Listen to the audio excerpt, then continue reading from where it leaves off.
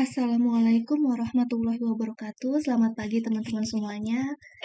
Saya ucapkan selamat pagi. Saya membuatnya video ini di pagi hari ya teman-teman.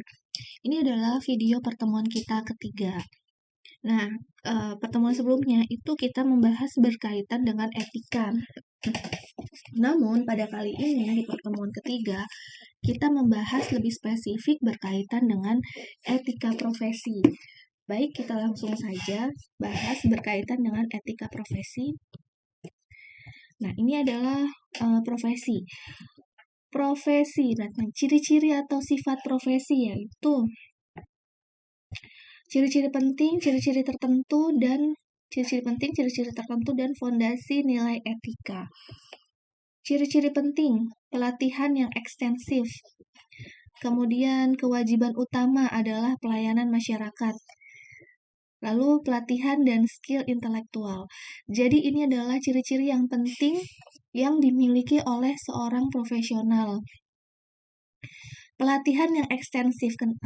Maksudnya dari ini adalah ketika kita ingin menjadi seorang profesional atau kita ingin menjadi seseorang dengan profesi tertentu seperti profesi akuntan, ya karena kita seorang akuntan, kita harus melewati satu pelatihan yang ekstensif untuk mendapat gelar tersebut, teman-teman. Jadi, misalnya ada gelar AK, yaitu akuntan beregister di negara, kemudian chartered accountant.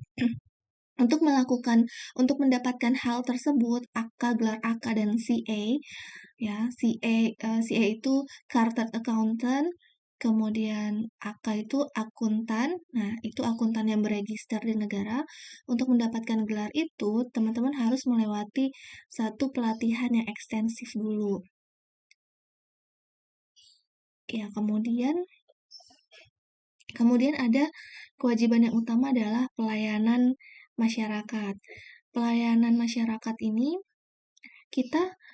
tugas kita adalah memenuhi semua kebutuhan atau melayani stakeholders. Jadi, kita itu melayani stakeholders kita, bukan melayani satu atau dua pemangku kepentingan, tapi kita melayani seluruh pemangku kepentingan, dan kita harus mengutamakan layanan kepada masyarakat. Kemudian pelatihan dan skill intelektual.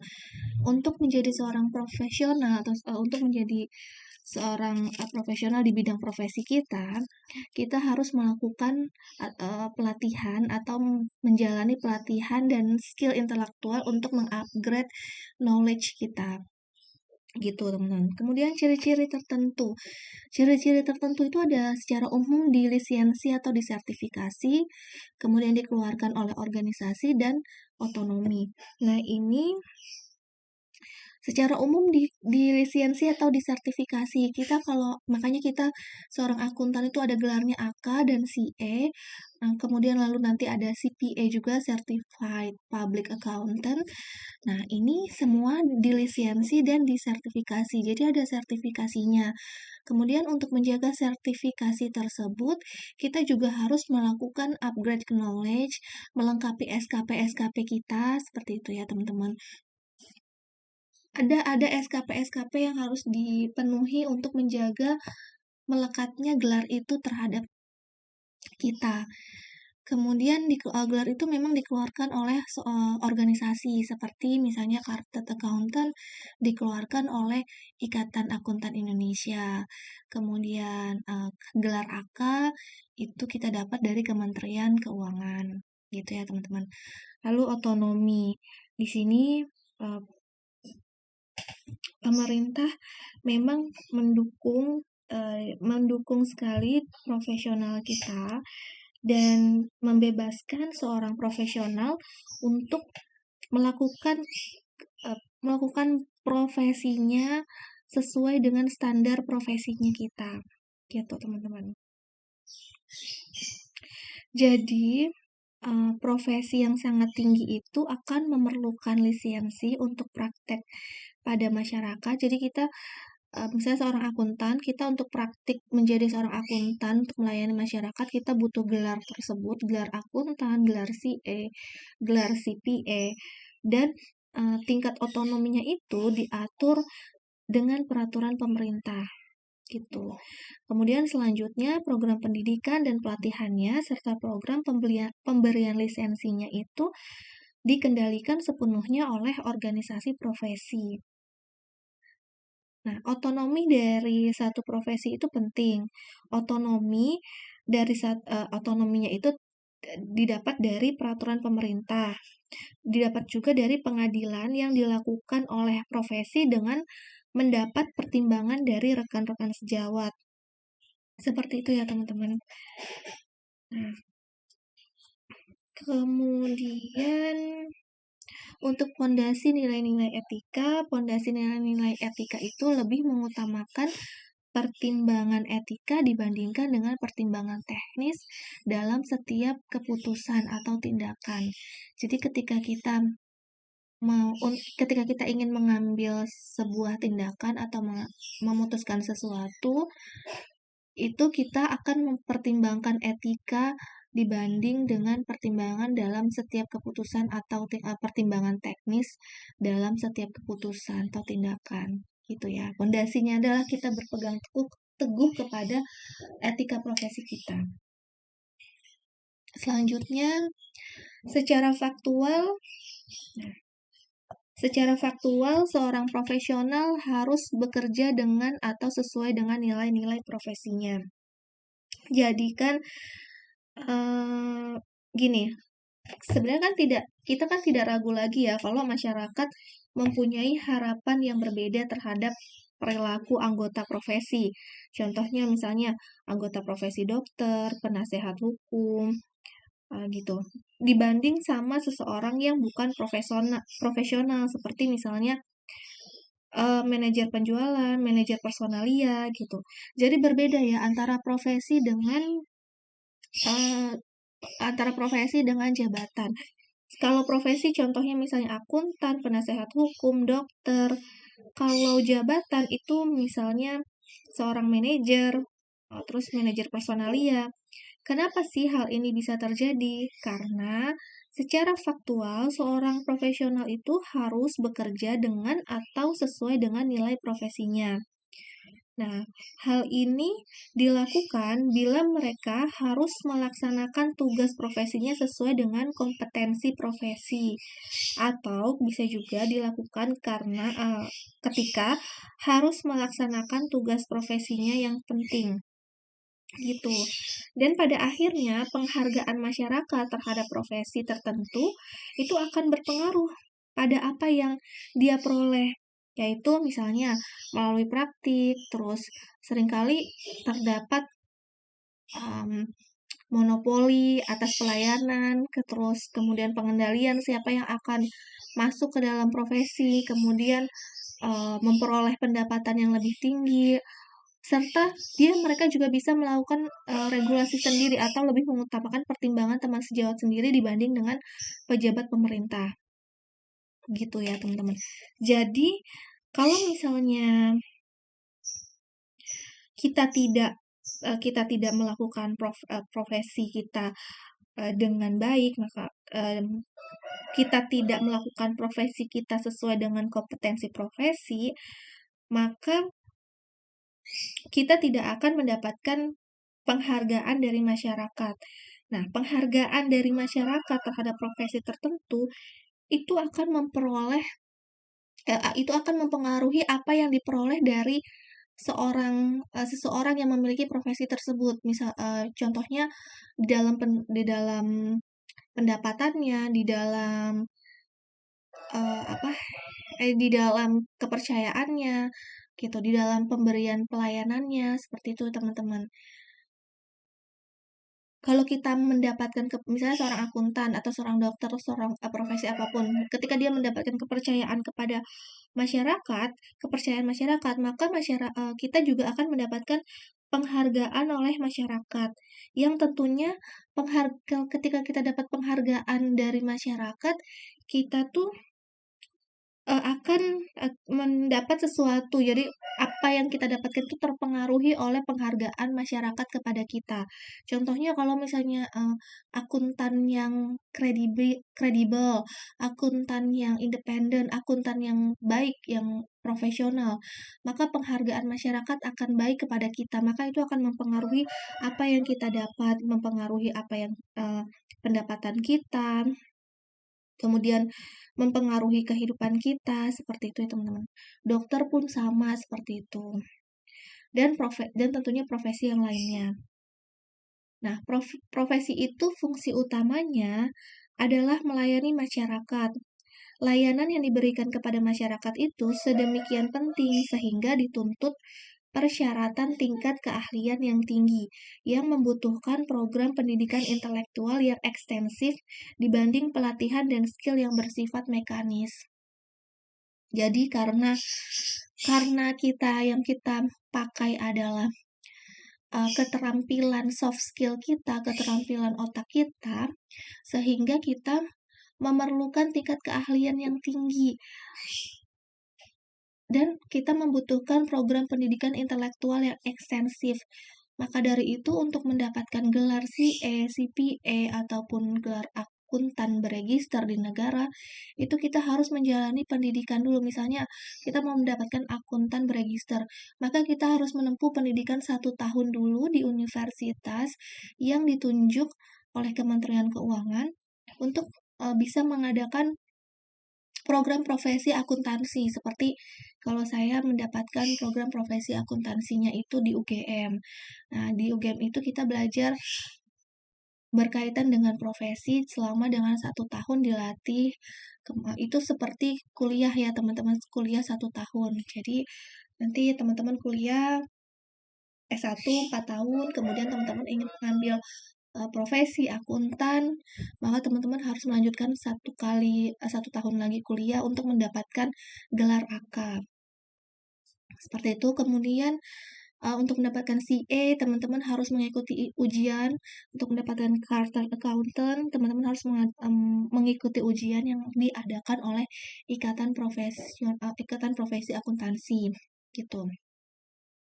Dan sebelum teman-teman ujian, teman-teman akan dilatih dulu, kemudian nanti diujikan. Seperti itu ya teman-teman.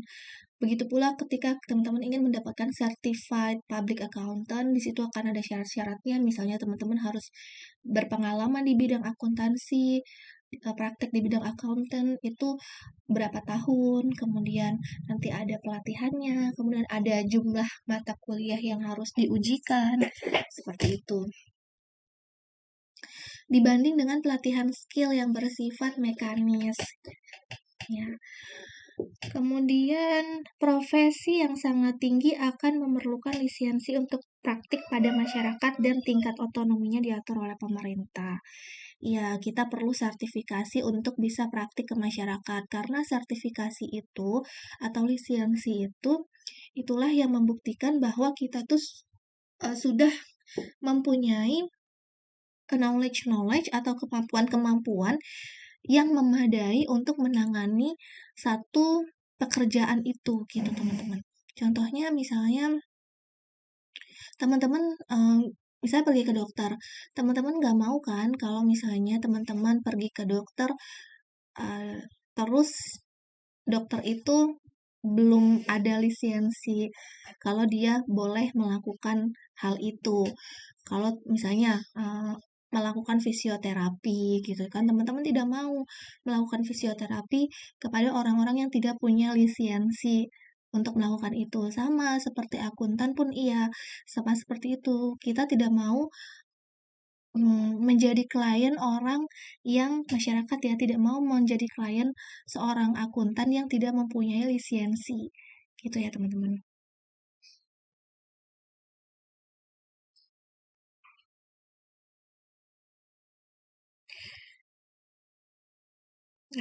Nah, tugas-tugas yang diharapkan dipelihara secara terus-menerus oleh profesi adalah ini kompetensi di bidang dan keahliannya. Kemudian objektivitas atas jasa layanan yang diberikan, kemudian integritas dalam berhubungan dengan klien, dan konfidensialitas yang berkaitan dengan hal-hal yang berhubungan dengan jasa klien, kemudian disiplin yang mencangkup para anggotanya yang tidak bertugas sesuai dengan standar. Jadi teman-teman, tugas-tugas itu penting agar layanan yang diberikan itu akan berkualitas. Hal ini merupakan syarat yang harus dilakukan secara lebih sungguh-sungguh ya teman-teman. Karena ini terkait dengan hubungan fidusiar atau kepercayaan yang harus dimiliki seorang profesional dalam berhubungannya atau dengan berhubungan dengan klien serta satu lagi pemangku kepentingan. Jadi klien itu berbeda dengan pemangku kepentingan ya teman-teman. Kalau klien adalah satu orang atau satu badan yang dia mempekerjakan kita atau memakai jasa kita. Kemudian kalau pemangku kepentingan yaitu semua orang atau badan yang bersangkutan dengan klien kita, yang mana mereka akan menggunakan apa yang kita hasilkan atau outcome kita untuk mengambil keputusan gitu ya. Hubungan antara fidusiar atau kepercayaan terjadi kalau layanan yang diberikan itu sangat penting bagi klien. Juga terdapat perbedaan ya teman-teman, perbedaan yang signifikan dalam tingkat keahlian atau profesi dengan kliennya, sehingga klien harus yakin dan harus mengikuti pertimbangan dan keahlian dari profesional tersebut. Jadi hubungan kita sama klien itu adalah terjadi ketika ada perbedaan knowledge yang sangat jauh gitu, yang signifikan tingkat keahliannya, sehingga klien itu harus mengikuti pertimbangan kita, harus yakin terhadap kita karena kita punya kompetensi yang tinggi di bidang itu. That's why kenapa klien itu merekrut kita, maksudnya klien itu menugaskan kita atau menggunakan kita untuk melakukan hal tersebut. Itu ya teman-teman. Dan memelihara kepercayaan dalam hubungan fidusiar itu teman-teman itu sangat penting. Dan itu merupakan hal yang mendasar bagi kita seorang profesional. Sangat mendasarnya sehingga seorang profesional itu secara naluri ya, atau secara tradisional itu secara umum atau secara tradisionalnya diharapkan kita mau berkorban bila kesejahteraan klien atau masyarakat dalam keadaan bahaya. Jadi kita harus menyelamatkan mereka, kita harus rela berkorban apabila kondisi klien atau masyarakat itu dalam kondisi yang berbahaya. Nah, ini berlaku buat semua profesi ya, teman-teman. Tapi kalau dalam profesi kita, kondisi berbahayanya itu perlu ditelaah lagi. Kondisi berbahaya yang seperti apa, gitu ya. Kalau kondisi berbahaya karena dia fraud, misalnya karena memang di perusahaan kliennya itu memang sudah banyak terjadi penyimpangan-penyimpangan, ya kita harus teliti lagi bagaimana kita menyelamatkannya. Bukan kita mendukung atau menutupi kecurangan-kecurangan yang terjadi ya teman-teman, bukan seperti itu.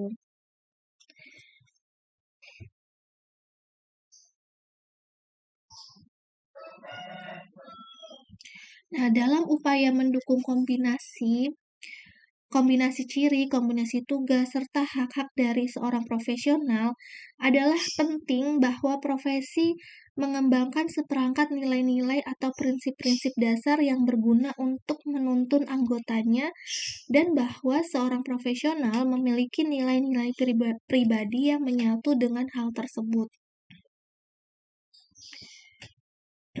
Gitu ya.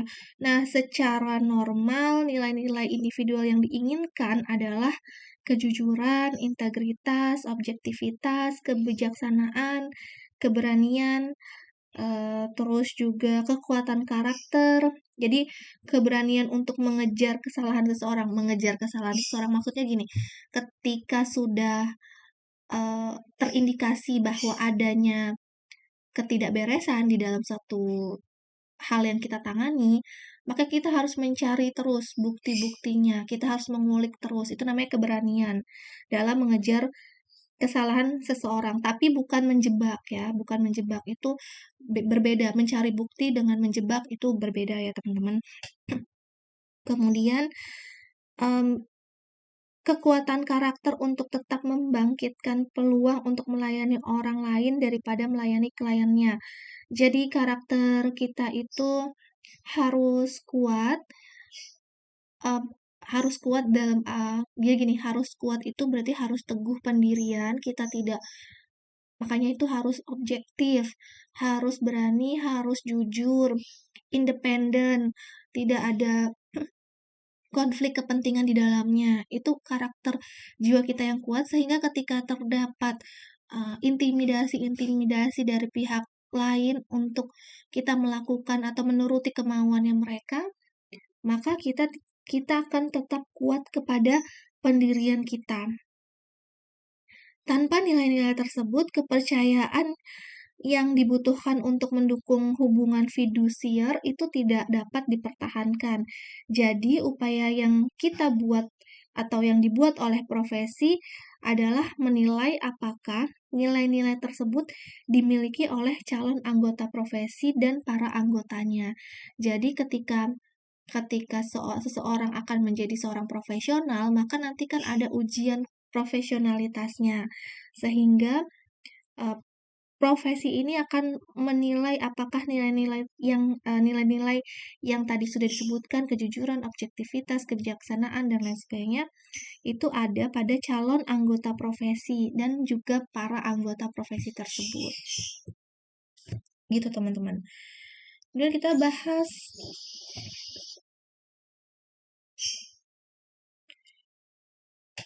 etika profesi.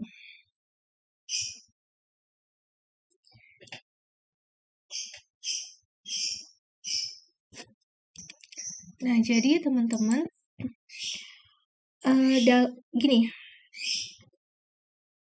terdapat 2 jenis kewajiban ya teman-teman yang harus dilakukan oleh seseorang untuk melakukan aktivitasnya dalam dunia usaha. Kewajiban yang pertama adalah kewajiban yang dilakukan sebagai seorang pribadi manusia. Kemudian kewajiban yang kedua adalah kewajiban yang dilaksanakan sebagai seorang profesional. Nah, dua kewajiban tersebut sebagai seorang pribadi manusia dan sebagai seorang profesional itu berbeda satu sama lain. Nah, lalu kebanyakan orang bila dia menghadapi satu pilihan, maka akan dihadapkan dengan satu pertanyaan, teman-teman, yaitu apa yang harus saya lakukan sebagai seorang manusia. Sebaliknya, kalau misalnya dia seorang profesional dalam menghadapi suatu pilihan, akan dihadapkan dengan 3 pertanyaan.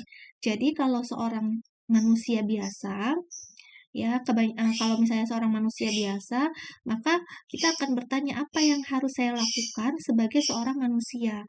Tapi kalau kita sebagai seorang profesional, maka dalam menghadapi satu pilihan akan dihadapkan dengan 3 pertanyaan.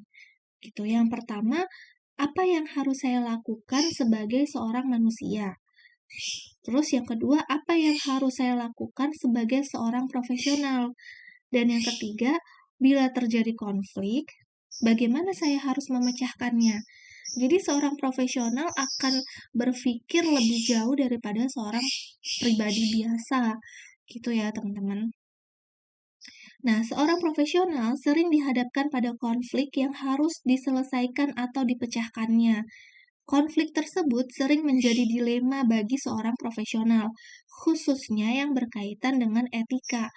Dilema tersebut lazim disebut dengan dilema etika. Jadi makanya itu, karena seorang profesional itu akan berpikir lebih jauh ke depan dibanding dengan seorang pribadi yang biasa. Tadi sudah saya jelaskan ya, ketika menghadapi suatu pilihan, seorang pribadi hanya akan berpikir apa yang harus saya lakukan sebagai seorang manusia. Tapi kalau untuk profesional, dia ada 3 pertanyaan yang dilakukan sebagai seorang manusia, yang dilakukan sebagai seorang profesional, dan bila terjadi konflik, bagaimana saya harus memecahkannya. Maka itu, mereka akan selalu menghadapi yang namanya dilema etika. Gitu. Nah, teman-teman, pertanyaan selanjutnya adalah, mengapa diperlukan etika profesi?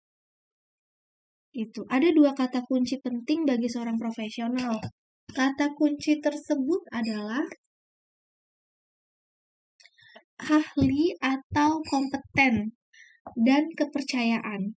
Jadi, ahli atau kompeten dan kepercayaan. Nah, karakteristik sebuah profesi adalah ahli atau kompeten di bidang tertentu. Jelas ya, seorang akuntan, dia ahli di bidang tertentu. Ya udah, bidang akuntan itu apa saja yang berhubungan dengan bidang akuntan, pembuatan laporan keuangan, konsultasi keuangan, kemudian bidang perpajakan, kemudian auditing, seperti itu. Pemeriksaan dan lain sebagainya.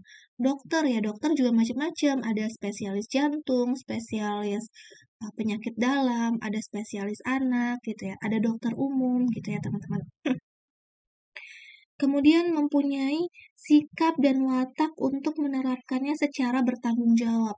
Berarti dia mempunyai satu keyakinan moral atau satu keteguhan hati yang luhur, niat yang luhur untuk menerapkannya, untuk menjalankan profesinya itu secara bertanggung jawab. Gitu teman-teman.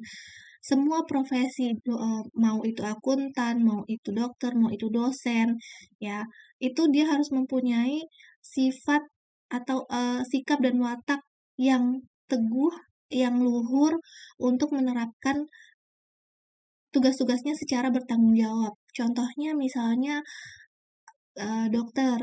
Dokter itu dia harus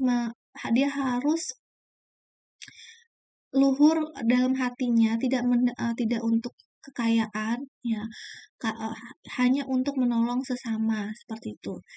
Memang akan terasa sulit ketika di dalam kehidupan kita ini secara real ya, kita tidak berandai-andai, kita memang membutuhkan uang, dan memang itulah kenapa ada dilema etika. Begitu pula dengan akuntan. Akuntan pun juga kita dalam kehidupan nyata, kita tidak munafik ya, kita tidak bisa memungkiri bahwa kita juga memerlukan uang dan kehidupan yang layak sebagai manusia.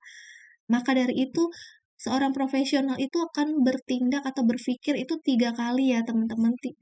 Kita sebagai seorang manusia, kita sebagai seorang profesional, dan apabila terjadi konflik, bagaimana kita harus menyikapinya, seperti itu.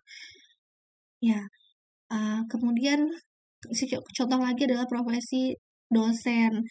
Profesi dosen itu dia harus memang panggilan dari hati. Kalau tidak panggilan dari hati, itu tidak akan bisa, karena memang secara materi itu kita tidak dosen itu tidak akan mempunyai apa-apa dibanding dengan seorang pengusaha atau seorang eksekutif officer di satu perusahaan, seperti itu teman-teman.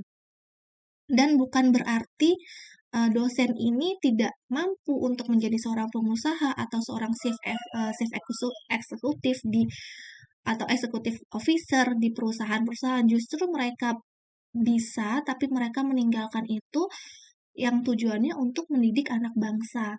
Seperti itu. Jadi itu kita harus mempunyai sikap dan watak untuk menerapkannya secara bertanggung jawab, atau menerapkan menjalankan profesi kita secara bertanggung jawab. Kemudian menjadi anggota satu kelompok profesi. Sudah pasti ya, setiap profesi itu ada ikatan profesinya. Kalau akuntan ada ikatan profesi akuntan, dokter ada ikatan profesi dokter. Seperti itu ya, teman-teman. Itu kita bahas berkaitan dengan etika profesi. Next, kita bahas berkaitan dengan kode etik ya, teman-teman. Sorry, ini salah. Ini kode etik, bukan kode etik. Kode etik profesi. Kode etik profesi merupakan sarana untuk membantu para profesional dalam melaksanakan tugas profesinya secara beretika. Kemudian ada 3 hal penting dari kode etik profesi, yaitu kode etik profesi memberikan pedoman bagi setiap anggota profesi tentang prinsip profesionalitas yang harus diikuti oleh setiap anggota tentang apa yang boleh dilakukan dan apa yang tidak boleh dilakukan oleh seorang profesional. Kemudian kode etik profesi merupakan sarana kontrol atau pengawasan apakah seseorang anggota profesi benar-benar bekerja sesuai dengan profesinya yang telah diatur di dalam kode etik profesi. Kemudian yang ketiga, kode etik profesi mencegah campur tangan pihak luar profesi tentang hubungan etika pada profesi tersebut. Nah, yang ketiga ini memang dia penting karena kode etik itu adalah pagu kita untuk melakukan profesi kita dan untuk mengambil keputusan ketika kita menghadapi dilema. Dan itu melindungi kita dari campur tangan atau intervensi dari pihak lain tentang hubungan etika profesi dengan profesi kita. Seperti itu, teman-teman. Next-nya, mengapa mempelajari etika profesi? Mengapa kita harus mempelajari etika profesi? Etika profesi ini menjadi sangat penting ya, teman-teman.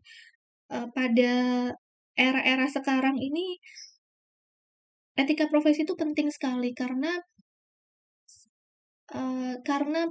gini, teman-teman tahu kan lingkungan teman-teman apakah teman-teman merasakan lingkungan teman-teman sekarang, pendidikan juga di sekarang itu berbeda dengan lingkungan atau keadaan di masa lalu seperti itu.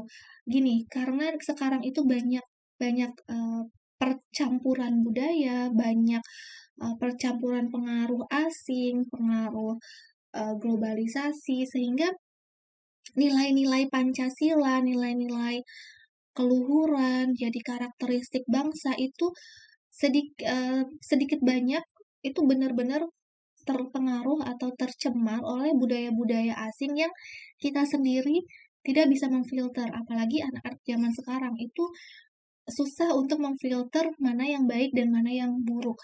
Dan itu memang harus ada peran serta orang tua, peran serta guru, peran serta masyarakat sekitar. Tapi pada kenyataannya ya teman-teman, di dalam situasi perekonomian yang sulit, maka para orang tua itu mostly kebanyakan mereka hanya berpikir bagaimana kita berjuang hidup untuk memenuhi kebutuhan dari anak-anak kita tanpa kita sadari kita melalaikan penanaman nilai-nilai Pancasila, penanaman nilai-nilai agama, penanaman nilai-nilai moral yang baik kepada kita, kepada anak-anak kita gitu. Jadi mereka akan tumbuh mengikuti budaya asing, mengikuti pengaruh dari budaya asing yang itu sebenarnya useless dan itu akan mempengaruhi karakteristik pribadi dari anak itu, karakteristik bangsa gitu. Jadi kenapa itu etika profesi sangat penting karena harus semakin penting diajarkan, semakin penting diperlukan untuk tahun-tahun ini atau era-era sekarang ini. Kalau di zaman dulu mungkin kasus fraud itu lebih sedikit. Coba teman-teman bisa lihat kan kasus kejahatan di masa lalu itu lebih sedikit dibanding dengan kasus kejahatan di masa sekarang ya kan. Karena itu karena kondisi dunia kita sekarang itu sudah berbeda dengan di masa lalu gitu. sekarang himpitan perekonomian, kemudian persaingan, kemudian masuknya budaya asing, dan berbagai macamnya, dan kita sendiri juga tidak cukup kuat untuk memfilter itu, maka terjadilah banyak kejahatan, terjadilah kompetensi yang tidak sportif, terjadilah karakter yang greedy atau rakus ya teman-teman, gitu.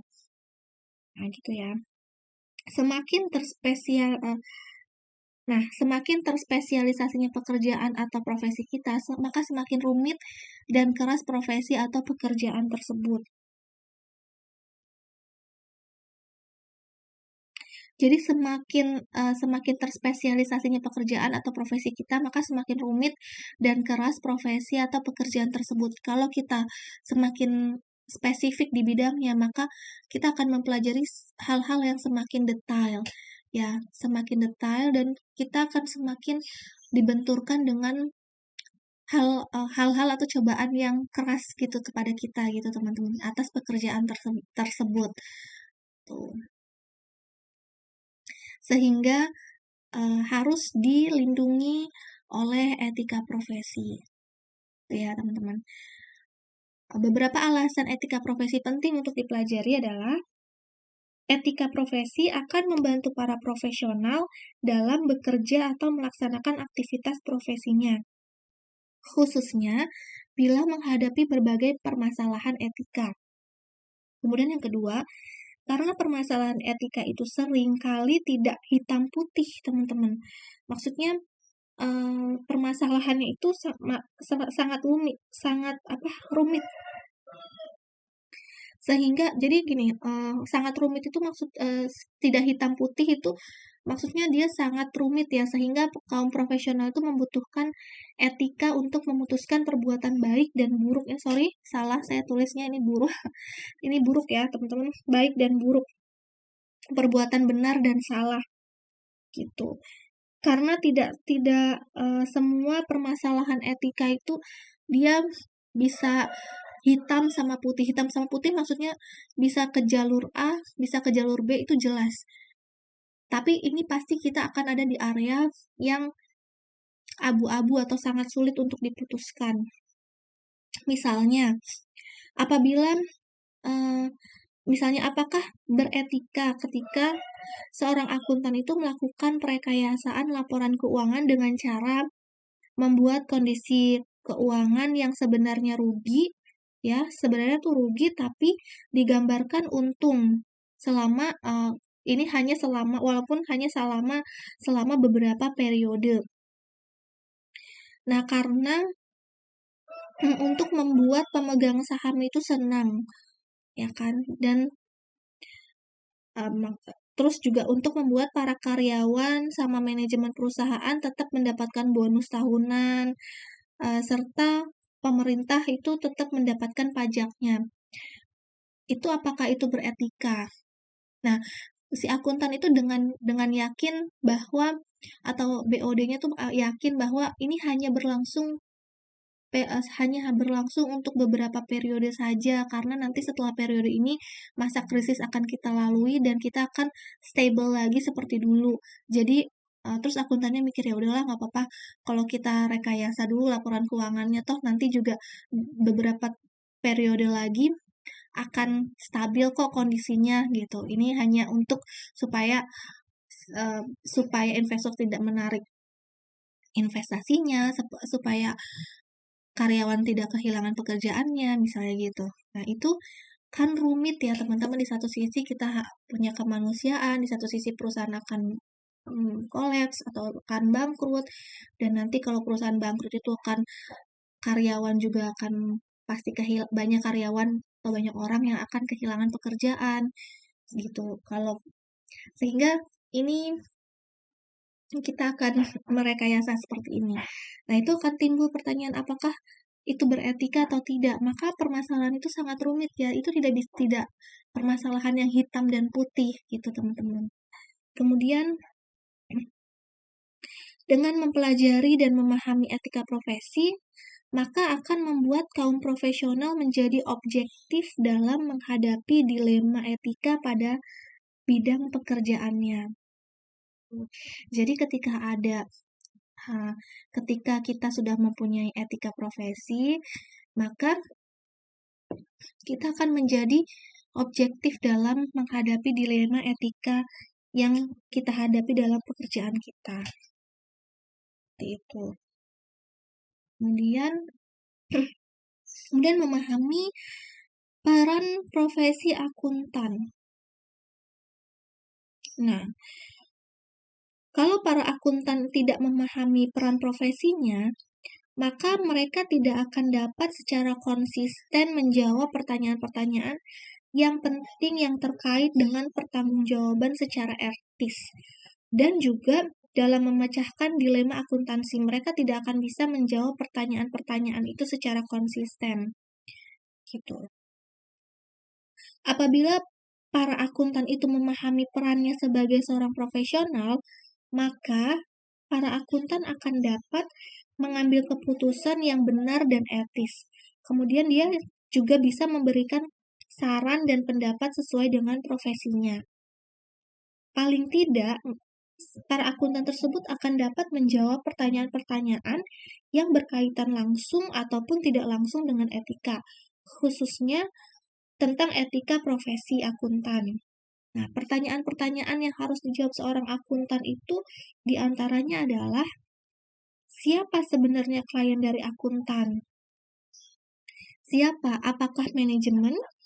Apakah pemegang saham? Ataukah masyarakat? Ya, teman-teman. Kemudian yang kedua, pada saat saya bertindak sebagai seorang akuntan, yang harus mengambil keputusan, saya bertindak sebagai seorang akuntan yang harus mengambil keputusan yang berhubungan dengan etika. Oke, apakah saya akan merasa berhutang budi? Kalau misalnya memang saya merasa berhutang budi, lalu kepada siapa saya berhutang budi? Apakah kepada majikan saya, kepada klien saya, kepada pemimpin saya, kepada profesi saya, kepada masyarakat saya, atau kepada diri saya sendiri, gitu teman-teman. Kemudian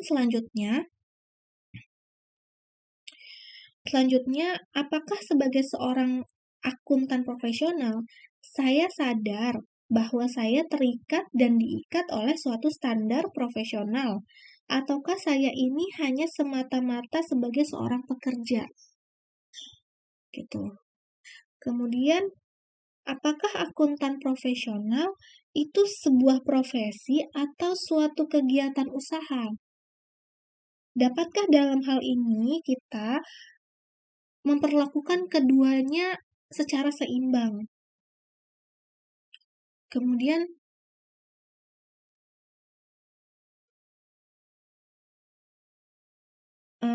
dapatkah saya atau apakah saya bisa melayani dua klien yang berbeda atau dua klien yang berbeda kepentingan pada saat yang bersamaan?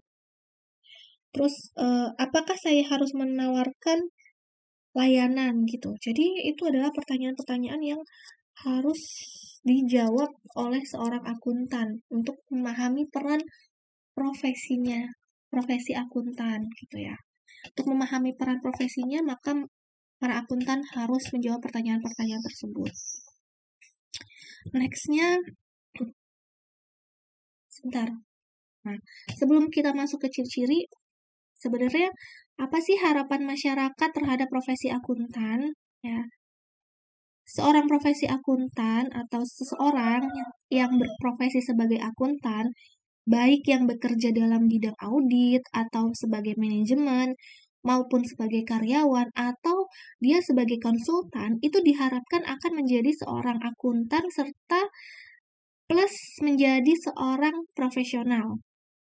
Itu berarti seorang yang berprofesi sebagai akuntan itu diharapkan mempunyai keahlian teknis dalam hal akuntansi dan dia juga memiliki pemahaman yang lebih dibandingkan dengan kebanyakan orang dalam hal pengendalian manajemen, perpajakan, terus sistem informasi akuntansi, dan lain-lainnya. Diharapkan dia mempunyai kemampuan teknis, keahlian, jadi mempunyai keahlian teknis ya dibanding dengan kebanyakan orang. Dalam hal pengendalian manajemen, kemudian dalam hal perpajakan, dalam hal sistem informasi, dalam hal sistem informasi akuntansi, dalam hal audit, dan lain sebagainya. Terus juga sebagai tambahan, seorang akuntan itu atau orang itu diharapkan untuk menaati ketentuan-ketentuan profesional secara umum, juga nilai-nilai yang dijelaskan di dalam kode etik profesi, dan juga dia harus mematuhi standar-standar yang ditentukan oleh lembaga profesional. Jadi ini adalah sebagai tambahan, masyarakat juga berharap bahwa seorang akuntan itu bisa menaati ketentuan-ketentuan profesionalitasnya, juga nilai-nilai etika yang dijelaskan di dalam kode etik profesi, kemudian juga mematuhi standar-standar yang ditentukan oleh lembaga profesional. Itu ya teman-teman.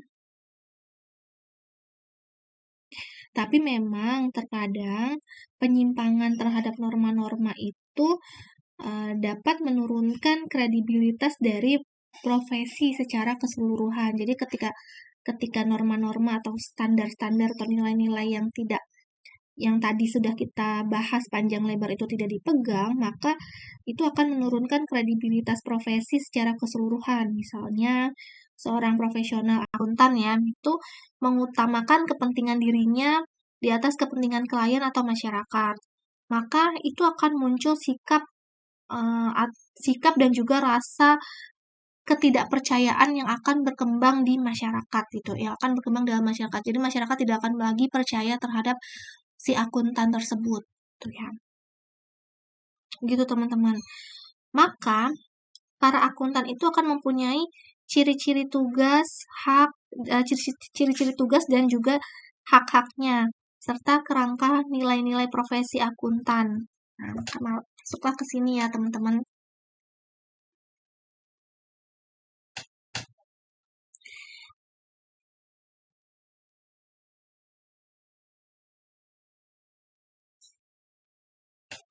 Nah, tapi dalam melaksanakan tugasnya, nilai etika itu lebih penting dan dominan dibandingkan dengan keahlian akuntansi dan audit.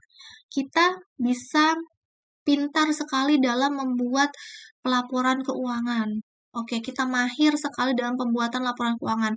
Kita mahir sekali dalam suatu teknik-teknik audit. Tapi kita tidak punya etika atau kita tidak memahami nilai-nilai etika. Itu tidak akan berhasil ya teman-teman, karena yang terpenting, fondasi yang terpenting adalah nilai etika, karena nilai etika lebih penting dan dominan dibanding keahlian akuntansi. Justru ketika kita punya nilai etika yang baik, maka keahlian kita di bidang akuntansi dan audit itu akan menjadi tools kita dalam melakukan tugas profesional kita, seperti itu.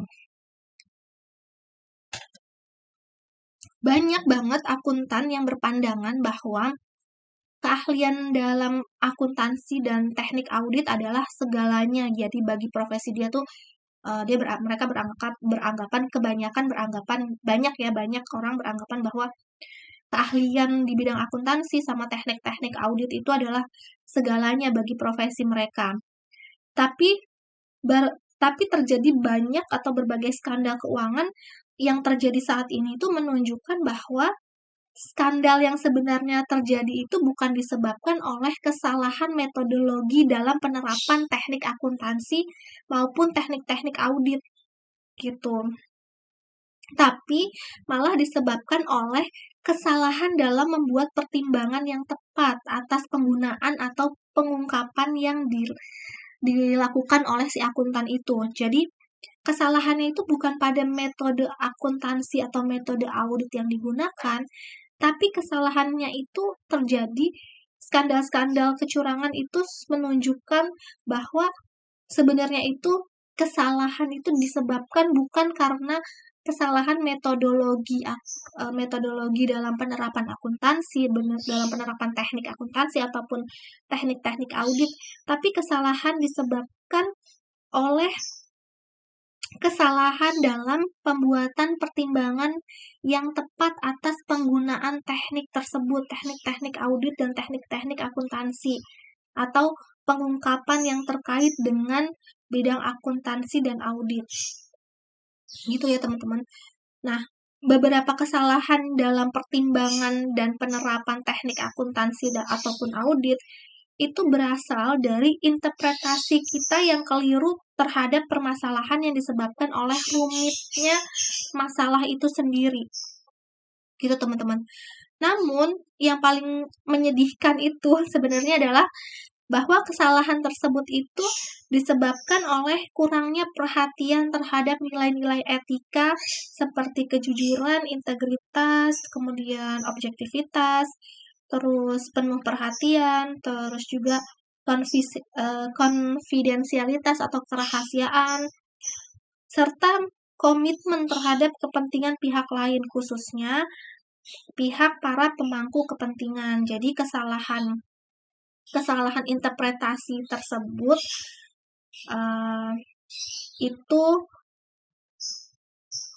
itu terjadi karena rumitnya. Jadi beberapa kesalahan dalam mempertimbangkan dan menerapkan teknik akuntansi dan teknik audit itu berasal dari salah penerapan teknik itu karena berasal dari interpretasi yang keliru terhadap permasalahan, karena permasalahannya itu sangat rumit.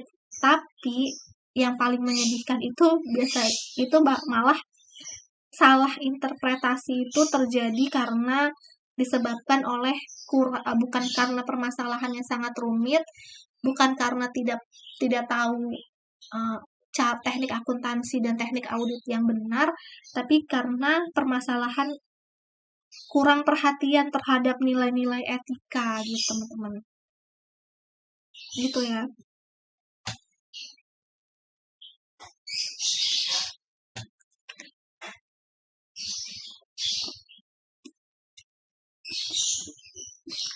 Nah, ini adalah ciri-ciri, kemudian tugas, hak, dan nilai-nilai profesi akuntan. Ciri-cirinya adalah kewajiban utamanya adalah melayani masyarakat. Kemudian dibutuhkan pengetahuan dan keahlian ekstensif. Tadi sudah dijelaskan ya. Kemudian membutuhkan pelatihan dan keahlian intelektual. Kemudian pengawasan dilakukan sendiri oleh organisasi profesi. Lalu akuntabel terhadap wewenang pemerintah. Nah, tugasnya adalah memberikan perhatian yang berkelanjutan terhadap kebutuhan klien dan pemangku kepentingan yang lain. Lalu mengembangkan serta memelihara pengetahuan dan keahlian. Ya, kita sebagai seorang akuntan memang harus upgrade knowledge terus ya teman-teman. Kemudian memelihara kepercayaan yang berkaitan dengan hubungan fidusiar. Kita harus menjaga kepercayaan dengan cara apa? Yaitu dengan cara menjalankan tugas kita secara profesional dan profesional yang dilandasi dengan fondasi etika-etika profesi. Kemudian berperilaku yang menunjukkan nilai-nilai tanggung jawab, lalu memelihara reputasi pribadi, kemudian mempertahankan reputasi profesi yang dapat dipercaya. Kita harus melindungi reputasi pribadi kita juga, jangan sampai kita sebagai seorang akuntan, kita sebagai seorang akuntan juga sebagai seorang manusia ya teman-teman. Makanya pertanyaan akuntan itu adalah include dari pertanyaan kita sebagai manusia pribadi.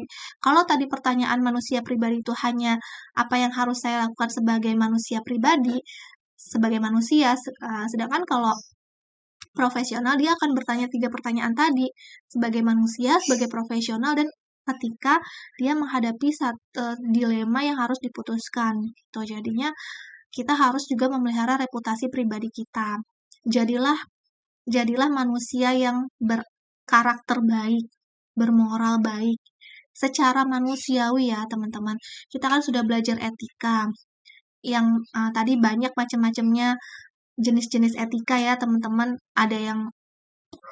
Jadi kita harus benar-benar kita harus mempunyai karakter yang luhur, yang baik gitu ya teman-teman, untuk menjaga reputasi pribadi kita. Kemudian mempertahankan reputasi profesi yang dapat dipercaya, yaitu dengan kita berkarakter baik, kita berpegang teguh kepada etika profesi kita, maka reputasi profesi kita juga akan terjaga seperti itu. Jangan sampai kita melakukan hal-hal yang akan merusak reputasi profesi kita hanya karena kebutuhan pribadi kita saja. Itu karena tugas kita, kewajiban utama kita adalah melayani masyarakat. Gitu ya, teman-teman. Next-nya adalah hak-hak. Hak-hak itu ada apa? Kemampuan untuk mempertahankan diri, sendiri sebagai seorang yang profesional untuk memberikan layanan kepada masyarakat. Jadi kita juga akan mendapatkan perlindungan diri ketika kita mengungkapkan sesuatu hal yang memang harus diungkapkan. Gitu. Kemudian kemampuan untuk membuat standar dan menguji calon anggota profesi. Kemudian mengatur diri sendiri berdasarkan aturan etika. Kita punya hak bagaimana caranya kita mengimplementasikan etika. Kemudian berpartisipasi dalam pengembangan akuntansi dan praktik audit. Gini, mengatur diri sendiri berdasarkan aturan etika maksudnya gini, kita itu dibebaskan untuk berperilaku atau untuk menyelesaikan tugas-tugas kita bagaimanapun metode yang kita lakukan ya teman-teman, itu bebas. Hanya saja kita akan berpatok kepada aturan etika yang berlaku. Seperti itu. Terus berpartisipasi dalam pengembangan akuntansi dan praktek audit, kemudian memiliki akses terhadap beberapa atau semua bidang akuntansi dan audit.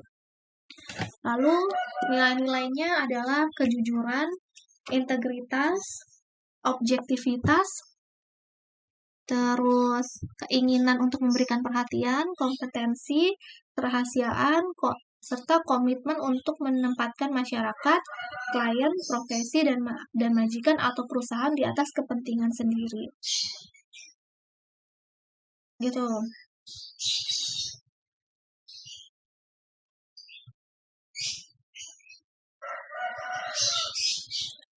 Ya, next-nya nilai-nilai etika dan standar perilaku pada akuntan profesional. Sebelumnya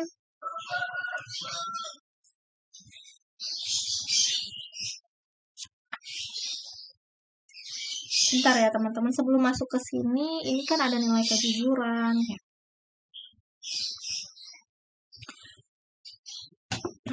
Ada nilai kejujuran, terus integritas, objektivitas. Nah, sebenarnya gini, kita harus memahami dulu kan prioritas tugas kita siapa, prioritas tugas untuk tugas ini ya teman-teman. Kita kan harus mengetahui prioritas tugas, terus prioritas loyalitas dan kepercayaan itu kepada siapa. Siapa klien yang sebenarnya dari seorang profesi atau seorang yang berprofesi sebagai akuntan. Nah, pada dasarnya profesi akuntan itu kan terbagi menjadi 2 kelompok besar, yaitu profesi yang pertama adalah profesi akuntan yang aktivitasnya atau aktivitas utamanya itu mempersiapkan dan menyajikan laporan keuangan. Profesi ini disebut dengan akuntan manajemen. Kemudian yang kedua adalah profesi akuntan yang aktivitasnya memeriksa laporan keuangan dan selanjutnya memberikan pendapat atau opini atas laporan keuangan tersebut. Jadi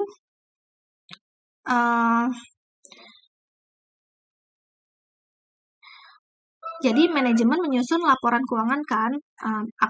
Jadi akuntan manajemen itu menyusun pelaporan keuangan. Kemudian pelaporan keuangan ini itu diperiksa dan selanjutnya diberikan pendapat atas opini atau opini atas hasil dari tadi laporan keuangan yang disusun oleh akuntan manajemen. Profesi ini disebut dengan auditor independen atau auditor eksternal. Nah, tapi ada juga teman-teman di samping kedua profesi tersebut, di samping akuntan manajemen dan akuntan dan auditor, Itu ada juga profesi ketiga yang biasanya kita sebut dengan auditor internal. Nah, profesi akuntan ini itu adalah profesi akuntan yang beraktivitas sebagai auditor internal.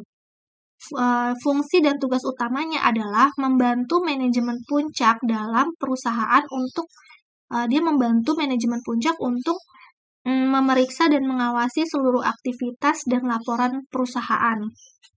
Termasuk juga dia akan memeriksa penyiapan dan penyajian laporan keuangan yang dibuat oleh akuntan manajemen. Jadi, sebelum diperiksa sama auditor eksternal, ya teman-teman, itu akan melewati auditor internal, gitu. Dia akan melewati seluruh proses aktivitas di dalam perusahaan, dia akan melewati proses di auditor internal dulu, gitu, untuk menilai kelayakannya. Makanya, ada yang namanya internal control. Ketika internal kontrolnya itu tinggi, maka bagi auditor eksternal dia akan menetapkan bahwa resiko auditnya rendah gitu, teman-teman.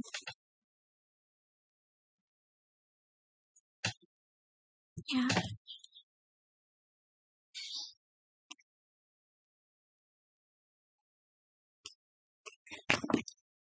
Nah, terus bagaimana dengan loyalitas dan prioritas? Tadi loyalitas dan prioritasnya, maka loyalitas dan prioritas dari pengabdian seorang akuntan manajemen ataupun auditor internal, ya. Jadi kan di dalam perusahaan itu ada akuntan manajemen dan auditor internal. Loyalitas dan prioritas pengabdiannya mereka itu bukanlah pada manajemen puncak. Meskipun yang mengangkat dan memberikan kompensasi adalah manajemen puncak, tapi prioritas tugas dari akuntan manajemen adalah menyiapkan dan menyajikan laporan keuangan. Ya. Dan untuk itu loyalitasnya haruslah diberikan kepada masyarakat atau pemangku kepentingan yang akan memanfaatkan laporan keuangan itu, teman-teman. Nah, pemangku kepentingan itu kan memanfaatkan laporan keuangan itu untuk pengambilan keputusan. Makanya, akuntan manajemen loyalitasnya haruslah diberikan kepada masyarakat atau pemangku kepentingan, ya, karena pemangku kepentingan itu yang akan menggunakan laporan keuangan yang mereka buat dalam pengambilan keputusan. Nah, jadi kalau misalnya laporan keuangan yang disiapkan dan ataupun disajikan itu ternyata tidak benar, maka akibatnya akan membuat masyarakat ataupun pemangku kepentingannya itu salah dalam pengambilan keputusan.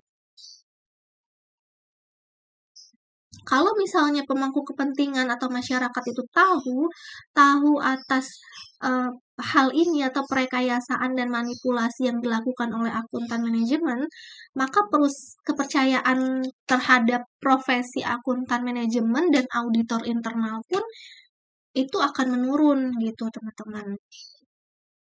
Gitu ya.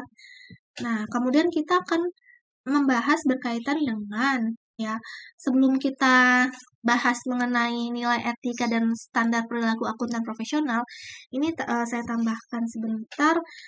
Tadi sudah auditor manajemen ya, sekarang auditor eksternal atau tadi kan akuntan manajemen sama auditor internal. Sekarang tentang auditor eksternal. Fungsi utamanya auditor eksternal itu apa sih? Nah, dia fungsi utamanya itu tadi sudah saya jelaskan bahwa memeriksa laporan keuangan ya. Memeriksa laporan keuangan dari satu entitas yang biasanya itu laporan keuangannya disiapkan oleh si akuntan manajemen. Dan biasanya pemeriksaan tersebut memang dibayar oleh perusahaan yang kita periksa, teman-teman. Jadi, itu kita sebut dengan klien kita. Nah, setelah kita melakukan pemeriksaan ataupun atestasi dengan menggunakan standar pemeriksaan yang udah ditentukan sama organisasi profesi kita, maka auditor eksternal atau kita itu akan memberikan opini dan pendapat atas laporan keuangan yang diperiksa tersebut, gitu. Nah, pendapat atau opini ini itu ditunggu-tunggu oleh masyarakat atau pemangku kepentingan. Jadi opini kita itu ditunggu-tunggu banget sama masyarakat atau pemangku kepentingan. Nah, sebagai seorang profesional, maka auditor eksternal itu harus memberikan pendapat atau opini dengan sejujur-jujurnya, gitu teman-teman. Bila hasil pemeriksaannya menggambarkan bahwa laporan keuangan itu kurang baik, atau diistilahkan dengan wajar dengan pengecualian, kan nanti pendapat-pendapat opini auditor akan ada 4 ya teman-teman. Dan itu teman-teman akan pelajari di pelajaran auditor, di mata kuliah auditing ya. Nah, kalau misalnya gambaran laporan keuangannya itu kurang baik, itu akan diistilahkan dengan pendapat wajar dengan pengecualian, ataupun tidak wajar, ataupun pendapat pernyataan yang tidak menyatakan pendapat. Jadi kalau misalnya kurang baik itu biasanya auditor akan memberikan pendapat wajar dengan pengecualian, atau memberikan pendapat tidak wajar, atau memberikan pendapat pernyataan tidak menyatakan pendapat gitu. Nah, maka si kita ini sebagai auditor eksternal itu harus secara konsekuen menyampaikannya. Tapi sebenarnya seringkali perusahaan yang diperiksa atau yang kita sebut dengan klien itu keberatan dengan hal itu, teman-teman. Mereka keberatan karena kan dampaknya, impact-nya itu kan akan sistemik ya. Kalau misalnya karena pendapat auditor eksternal ini adalah dipakai oleh semua pemangku kepentingan untuk mengambil keputusan. Kalau misalnya pendapatnya tidak wajar, itu kan berarti investor, kreditor, pemerintah, dan pemangku kepentingan yang lain ya, stakeholders akan berpikir, aduh perusahaan ini jelek, maka investor akan menarik investasinya, kemudian kreditor akan menagih hutangnya atau tidak mau meminjamkan dana lagi kepada perusahaan kita, gitu, dan lain sebagainya, gitu. Makanya seringkali tuh perusahaan yang diperiksa atau kliennya kita itu dia berkeberatan untuk itu. Nah, dalam hal ini kita harus tetap gigih mempertahankan pendapat atau opini kita, meskipun ya disadari bahwa yang membayar kita itu tuh sebenarnya yang membayar hasil pemeriksaan kita adalah perusahaan itu atau klien itu, tapi kita harus tetap mempertahankan pendapat atau opini kita. Jadi, meskipun yang memberikan tugas pemeriksaan adalah klien, tapi loyalitas dari kita sebagai seorang auditor eksternal adalah pada masyarakat atau pada pemangku kepentingan, sama halnya dengan akuntan manajemen dan auditor internal ya teman-teman. Nah, hal ini karena pendapat atau opini dari auditor eksternal atau pendapat atau opini kita sebagai auditor eksternal itu sangat menentukan tingkat kepercayaan dari masyarakat atau juga pemangku kepentingan. Jadi masyarakat itu kan salah satu dari stakeholders ya. Jadi akan menentukan tingkat kepercayaan dari pemangku kepentingan. Nah, semakin berkualitas pendapat atau opini yang kita berikan sebagai auditor eksternal, maka semakin tinggi pula tingkat kepercayaan dari pemangku kepentingan, dan itu berlaku hal yang sebaliknya. Gitu teman-teman.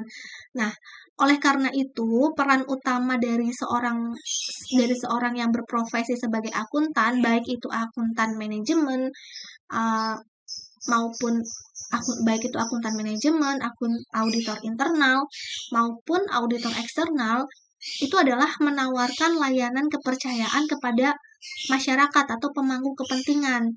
Maka kinerja dari layanan kita itu seringkali itu melibatkan pilihan yang menguntungkan kepentingan salah satu pihak dan juga akan menjadi beban bagi pihak yang lain, yaitu orang yang membayar fee kita atau gaji kita sebagai pemegang saham atau pemilik organisasi atau pemilik potensial atau pemangku kepentingan yang lain, termasuk para pekerja, pemerintah, ataupun pemberi pinjaman. Jadi memang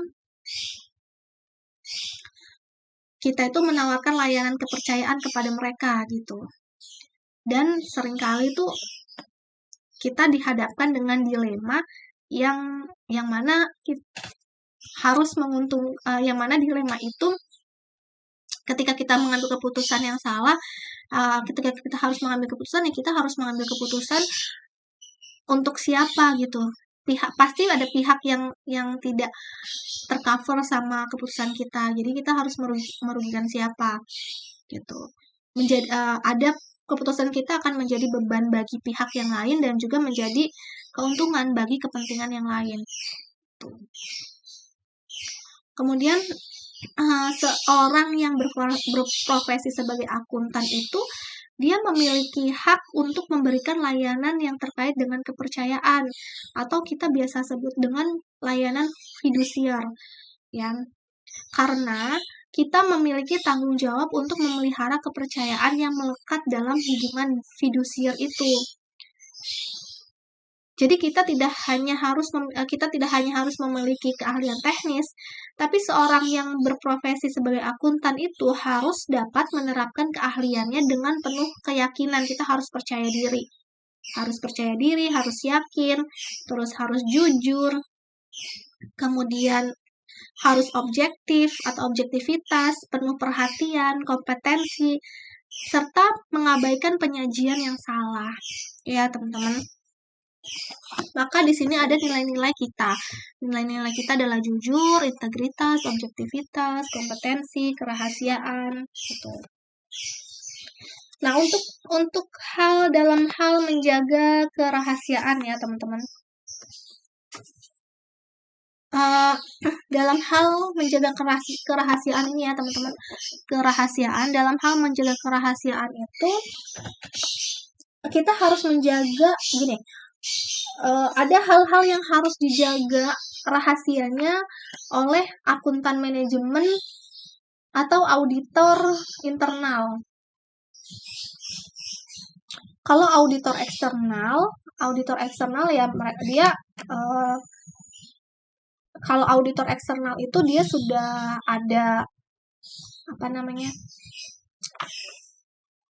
kode etiknya, jadi dia sudah ada bukan maksud gini, kalau auditor eksternal itu bekerjanya itu benar-benar harus sesuai, bukan harus sesuai dengan pagu, semuanya harus sesuai dengan pagu, tapi itu udah ada kriterianya ya, maksudnya ada peraturannya sendiri gitu. Kalau misalnya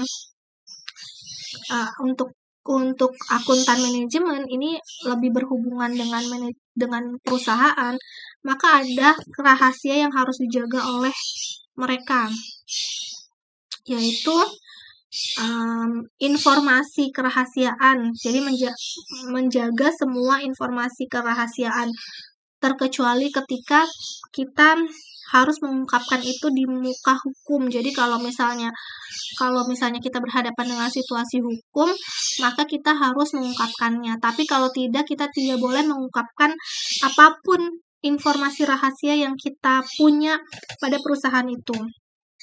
Kemudian kita sebagai akuntan manajemen atau auditor internal ini juga bertanggung jawab menyampaikan informasi kepada semua pihak yang terkait ya dengan penggunaan informasi yang rahasia.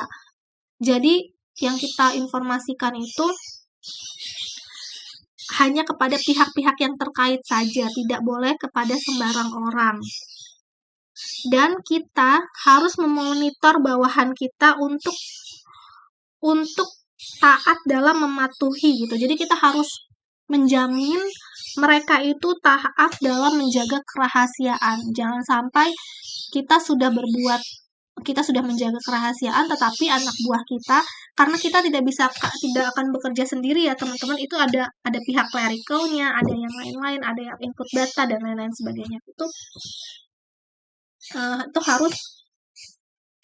kita harus menjamin ketaatan mereka dalam menjalankan atau menjaga kerahasiaan gitu teman-teman. Terus juga kita juga bertanggung jawab untuk menahan diri kita dari penggunaan informasi yang rahasia. Yang informasi rahasia itu biasanya kan kita lakukan demi keuntungan pribadi ya, dan ini bertentangan dengan hukum. Kita harus menahan diri kita ya setiap manusia itu akan ada titik khilafnya, tapi kita nggak tahu titik khilafnya itu sampai seberapa. Dulu saya pernah punya usaha ini fashion gitu ya. Saya bikin abaya, itu itu sudah maju pesat. Saya sama teman saya berdua, itu sahabat karib banget, dan kita menghasilkan penghasilan yang besar pada saat itu. Tapi sahabat saya itu, yang saya pikir dia tidak akan pernah mengkhianati saya, ternyata dia mengkhianati saya. Karena setiap orang itu kan ada titik khilafnya ya. Ketika dia misalnya dia melihat uang 500 juta, potensi 500 juta belum pada titik khilaf. Tapi ketika kita punya penghasilan sampai, waktu itu pernah sampai 700 lebih ya, pemasukan kita 700 juta lebih, itu langsung dia ada titik khilafnya. Jadi ternyata dia khilaf, dia melakukan kecurangan yang untuk menguntungkan dia sendiri. Alhasil ya karena dia bawa kabur semua, alhasil ya sudah, jadi kita bangkrut ya gitu. Jadi usaha kita sudah tidak berjalan lagi.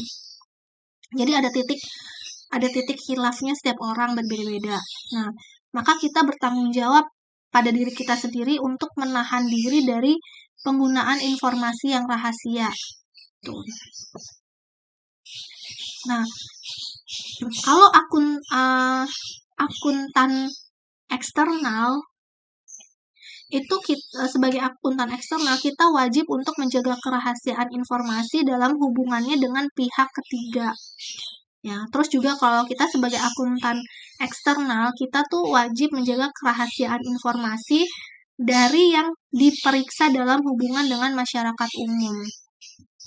Jadi kita harus menjaga kerahasiaan informasi dari yang diperiksa dalam hubungannya dengan masyarakat umum.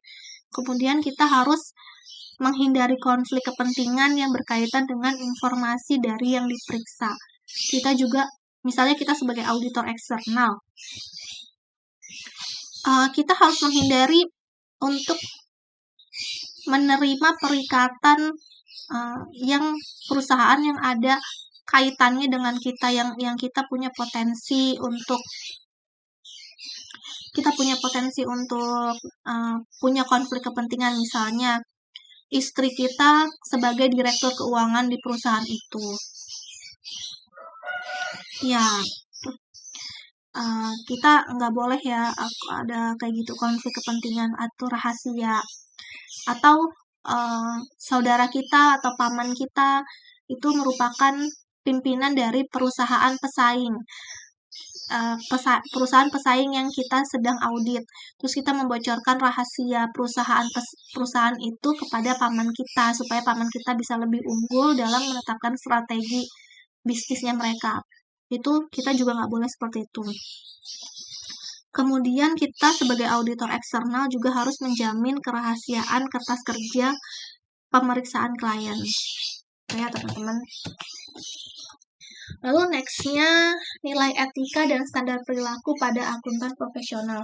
Nilainya ada kredibilitas, kompetensi, integritas, kejujuran, dan objektivitas. Nah, kredibilitas ini adalah gimana ya jelasnya?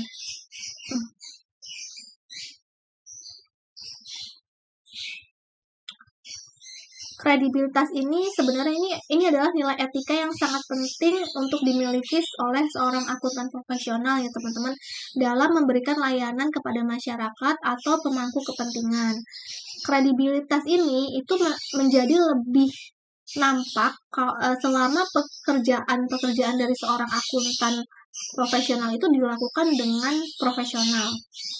Gitu. Jadi kredibilitas kepada klien atau pemberi kerja dan juga kepada para pemangku kepentingan itu tergantung pada reputasi dari profesi akuntan secara keseluruhan dan juga tergantung dari seperangkat reputasi yang berasal dari nilai-nilai profesional yang melekat pada kita serta juga dari ekspektasi yang tercipta dari orang-orang yang kita layani. Itu teman-teman. Kemudian di sini ada kompetensi. Nah, kompetensi ini merupakan faktor fundamental ya teman-teman bagi seorang akuntan. Karena tingkat kompetensi yang tinggi itu dapat dan juga pasti memberikan keuntungan yang kompetitif pada kita. Nah, tetapi kompetensi yang tinggi juga dapat juga didapat oleh orang yang bukan profesional, tapi ya bisa juga dapat pada orang yang bukan profesional. Tapi memang kalau untuk kita sebagai profesional itu memang harus menjaga kompetensi kita.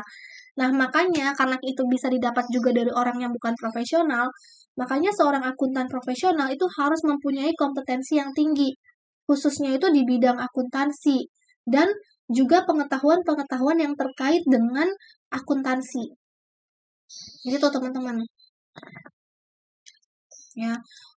Kalau misalnya kita mengaudit perusahaan manufaktur, beda dengan mengaudit perusahaan dagang.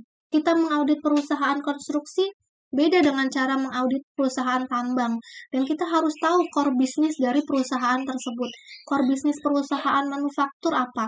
Core bisnis perusahaan tambang apa? Core bisnis perusahaan konstruksi itu seperti apa? Jadi, nanti metode yang dilakukan untuk mengauditnya itu juga akan berbeda sesuai dengan core bisnis dari perusahaan.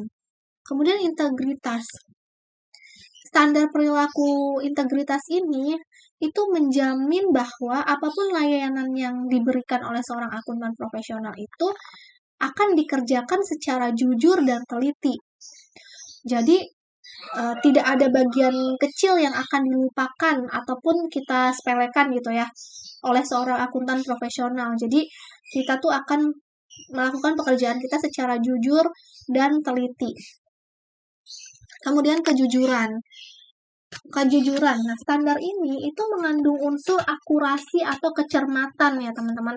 Jadi akurasi atau kecermatan yang dia secara tidak langsung mengandung arti yang berkaitan dengan perolehan, pengukuran, terus pelaporan, serta pembuatan interpretasi dari suatu informasi. Jadi kalau misalnya kita jujur, kita punya perilaku jujur ya, kita mengedepankan kejujuran, maka kita akan maka pengukuran kita, perolehan kita, pembuatan interpretasi kita itu pasti akurat gitu. Kemudian objektivitas. Nah, standar ini secara tidak langsung itu mengandung arti bebas dari bias. Jadi bebas dari bias dalam memilih dasar-dasar pengukuran yang digunakan sehingga tidak menimbulkan kekeliruan bagi pihak yang dilayani. Nah, objektivitas ini sendiri tidak bisa dilakukan tanpa ada sifat khusus dari akuntan itu yaitu independen ya teman-teman. Independen atau bebas dari pengaruh yang pantas atau bebas dari pengaruh atau bebas dari bebas dari intervensi siapapun. Jadi objektivitas ini akan berhasil ketika kita punya karakter independen itu teman-teman. Nah, ini ada sumber nilai etika dan standar perilaku etika. Di sini sumber nilai etika dan standar perilaku etika itu ada kode etik, ada hukum dan jurisprudensi, kemudian ada konsultasi. Terus faktor yang mempengaruhi seseorang profesional dalam menghadapi dilema etika itu ada atribut pribadi, yaitu kematangan moral, umur, gender, kebangsaan, seperti itu ya teman-teman. Moral ya, ini kematangan moral. Jadi,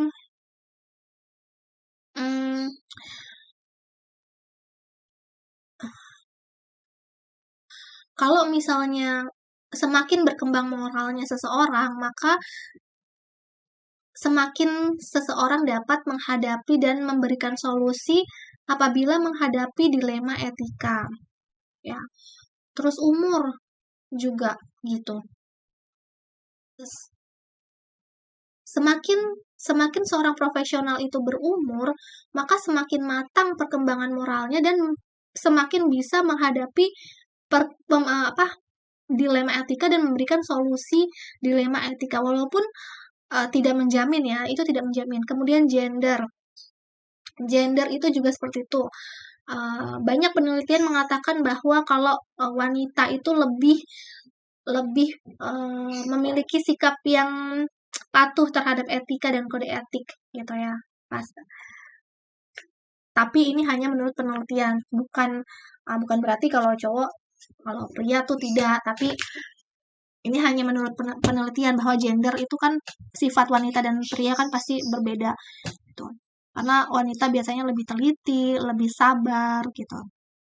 Kemudian kebangsaan. Nah, kebangsaan itu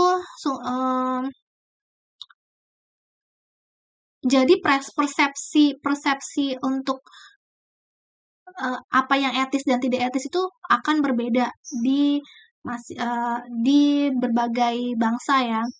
Tercermin dari kode etik akuntan di berbagai negara yang berbeda-beda. Makanya ada kode etik akuntan di Indonesia gitu. Kemudian ada atribut kontekstual. Ada budaya nasional, budaya organisasi, kelompok, dan peran. Budaya nasional itu mempunyai dampak yang sangat besar pada kecenderungan etis dari para akuntan. Akuntan berarti dia melebihi gini loh teman-teman, melebihi budaya etika di dalam perusahaan. Jadi budaya etika nasional itu dia punya dampak yang besar terhadap perilaku etis dan tidak etis daripada budaya perusahaan. Terus budaya organisasi. Budaya organisasi ini berarti secara umum kecenderungan etis atau tidak etisnya itu dipengaruhi oleh budaya organisasi. Terus kalau kelompok dan peran ini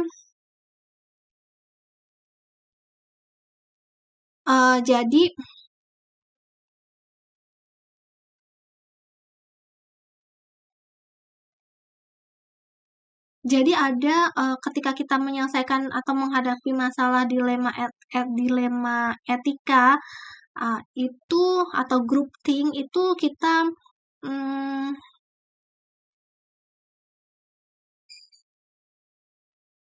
itu kita secara individu itu berada pada berbagai kelompok yang berbeda. Nah, dalam konteks ini terkait sama pekerjaan ya kan, pekerjaan, kemudian perusahaan, terus juga organisasi. Nah, mereka itu keputusan etis dari satu individu itu bisa terpengaruh atau berdasarkan dari ini teman-teman, partnership-nya kita, kemudian perusahaan, terus organisasinya kita gitu, terus pemerintah kita, seperti itu. Kemudian ada bingkai linguistik. Nah, bahwa kalau ini berarti seseorang profesional itu menghadapi isu-isu yang berbeda kan secara etika. Tergantung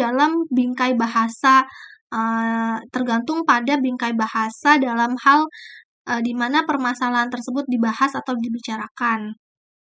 Jadi bahasa itu sangat berpengaruh. Jadi respon dari individu terhadap dilema etika dalam caranya yang berbeda tergantung pada kerangka yang dialaminya. Jadi kebahasaan itu dalam suatu penelitian kebahasaan itu menyatakan kalau seorang profesional itu menghadapi isu-isu etika secara berbeda-beda tergantung dari bingkai bahasa dalam hal permasalahan yang dihadapi atau yang akan dibahas dan dibicarakan gitu. Jadi beda ya pembahasaannya. Ada bahasa misalnya untuk misalnya gini, kalau teman-teman sebagai auditor eksternal, oh yaudah yuk kita teman-teman diajak makan malam bersama dengan BOD dan lain sebagainya. Itu adalah bahasa-bahasa yang halus supaya teman-teman itu ada keterikatan batin ya, bonding kepada si BOD, sehingga nanti teman-teman dengan mudah diintervensi oleh BOD itu. Jadi bingkai linguistik atau bahasa itu akan berbeda-beda dalam pemecahan atau dalam membahas dari satu permasalahan. Kemudian tempat tinggal. Nah, bahwa tempat tinggal seorang profesional juga dapat mempengaruhi perilakunya teman-teman dalam menghadapi atau memecahkan permasalahan etika. Dia tinggal di mana itu pengaruh ya. Mau tinggal di negara mana di Indonesia dengan budaya Indonesia yang seperti ini, maka kita menyelesaikan permasalahannya akan berbeda. Kalau tinggal di Mesir, tinggal di Amerika, tinggal dimanapun itu kan berbeda tempat tinggalnya. Atau tinggal bersama dengan orang tua atau tinggal bersama dengan keluarga kita sendiri itu akan berbeda. Ya. Karena akan ada pengaruh-pengaruh lingkungan di sana. Kemudian atribut permasalahan. Yang terakhir adalah atribut permasalahan, ada hakikat konsekuensi. Hakikat konsekuensi ini berkaitan dengan besarnya outcome dari tindakan seseorang. Terus untuk konsensus sosial ini dia mengacu pada sikap masyarakat secara umum terhadap masalah-masalah tertentu. Misalnya, sikap dan pandangan masyarakat terhadap perilaku korupsi itu akan berbeda-beda. Jadi konsensus sosial. Kemudian kemungkinan pengaruh. Kemungkinan pengaruh ini itu berkaitan dengan probabilitas dari konsekuensi yang akan terjadi dari suatu tindakan tertentu. Tuh. Terus ada kesegeraan seketika. Kesegeraan seketika itu berkaitan dengan cepatnya pengaruh yang didapat bila terjadi sesuatu yang berkaitan dengan etika. Kemudian ada kedekatan.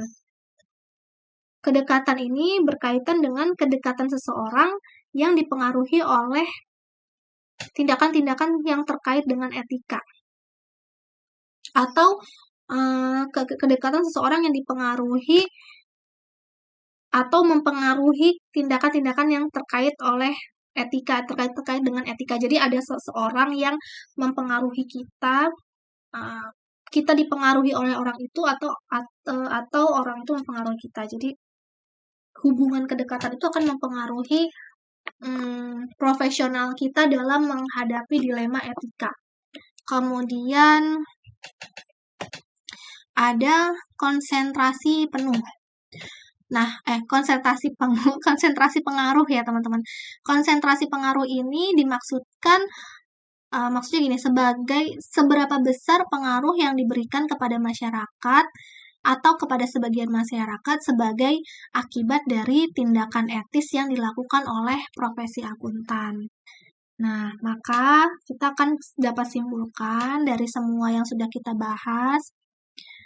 Jadi, masyarakat ya saat ini memandang bahwa masih banyak profesi yang belum sepenuhnya memiliki dan memahami etika profesinya.